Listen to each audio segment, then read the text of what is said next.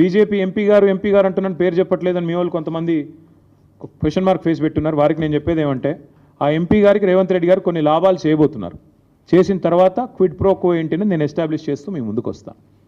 So till such time we are demanding, and if government does not respond, I'm going to a court. 75 కోట్ల valuation 40 కోట్లకు తగ్గించి వాళ్ళకి కావాల్సిన వాళ్ళకి భూములు కట్టబెడుతున్నారు. అందులో ఐసిఐసిఐ బ్యాంక్లో పనిచేసే మేనేజర్ ఉన్నాడో, వాళ్ళు ఎవడున్నాడో నాకేం తెలుసు, మీకేం తెలుసు. ఇన్వెస్టిగేట్ చేస్తే తెలుస్తుంది. అల్టిమేట్గా the whole sketch, the whole plot is orchestrated by CM Revanth Reddy. నేను అనడం లేదు, అక్కడ రికార్డు చెప్తున్నాయి నా తమ్ముడు. నేను చెప్పడం నువ్వు చెప్పడం కాదు కదా పాయింట్. నేను ఇప్పుడు నీకు చూపెట్టింది రిజిస్ట్రేషన్ పత్రాలు. ఈరోజు టైటిల్ డీడ్ వాళ్ళకి ట్రాన్స్ఫర్ అయిందా, పేరుకి మారిందా, మ్యూటేషన్ జరిగిందా? ఒక జీవో అనే కాగితం తప్ప 75 కోట్లు పర్ ఎకరం అని. తర్వాత ఇప్పుడు బ్రదర్ నీకు తెలుసు కదా ప్రాసెస్ ఎట్లుంటుందని. ఒక ప్లాట్ కొనుక్కున్నావు బ్రదర్, ప్లాట్ కొనుక్కుంటే ఏం స్టెప్స్ ఉంటాయమ్మా? రిజిస్ట్రేషన్ ఉంటుంది, తర్వాత మ్యూటేషన్ ఉంటుంది, అంతేనా? సేల్ అగ్రిమెంటు, సేల్ డీడీ అని జరగాలి. జరిగిన తర్వాతనే ఫైనల్గా నీకు నీ పాస్బుక్లోకి ఎక్కుతుంది. మరి నీకు పాస్బుక్కే లేదు, నీకు అసలు మ్యూటేషనే జరగలేదు, నీ టైటిలే ట్రాన్స్ఫర్ కాలేదు, నీది కాని భూమి నువ్వు అమ్మేస్తే ఒప్పుకుంటావా? జరిగింది అక్కడ ఇక్కడ అది. That is the biggest fraud. చేసింది ఎవరు? Revanth Reddy. That's the whole point. Thank you. అనలేదు, జరిగింది అని చెప్తున్నా.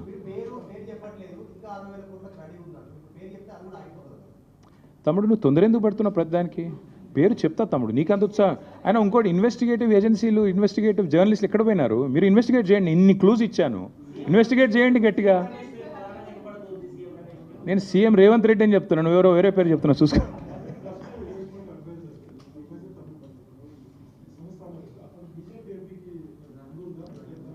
ఇన్వెస్టిగేటివ్ జర్నలిజం ఎందుకయ్యా? నాకు అర్థం కాదు. జర్నలిజం స్కూల్లో ఏం చదువుకున్నారు? గట్టిగా ఇన్వెస్టిగేట్ చేయండి. Thank you.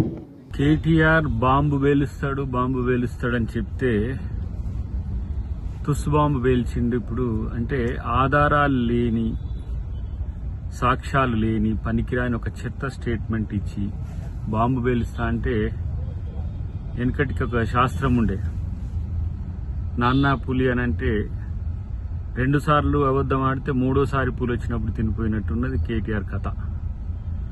కాబట్టి ఈ ఎలిగేషన్స్ అన్ని ఫాల్స్ ఎలిగేషన్స్, ఫాల్స్ స్టేట్మెంట్స్. దొంగలే దొంగతనం గురించి చెప్తే ప్రజలు నమ్ముతారా? ఇలా ఐసిఐసిఐకి సంబంధించిన చర్చ పెట్టిండు మనోడు.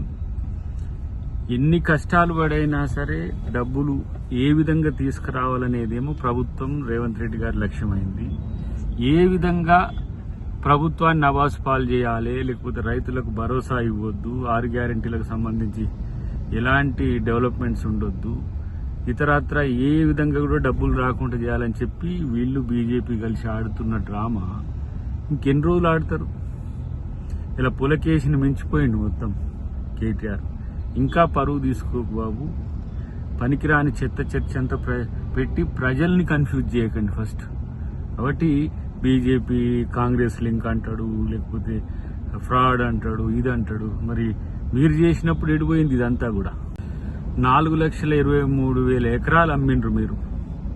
దాదాపు 50,000 కోట్ల పైచిలకు అప్పులు భూముల నుంచి తీసుకొచ్చిండ్రు, భూములు తనఖా పెట్టి 7 లక్షల కోట్ల రూపాయలు అప్పులు చేసి రాష్ట్రాన్ని దివాలా దీయించి హాయిగా గట్టునెక్కి కూర్చొని ఒక 10-15 పేపర్లను, టీవీలను పట్టుకొని, సోషల్ మీడియా ఇన్ఫ్లుయెన్స్ను పట్టుకొని తప్పుడు ప్రచారాలు ప్రభుత్వం మీద చేస్తే, ప్రభుత్వం తప్పు చేస్తుంది అనుకునే ఒక పిచ్చి ఆలోచనలు మానుకోండి ఫస్ట్. మీరు ప్రజా సమస్యలు పక్కన పెట్టి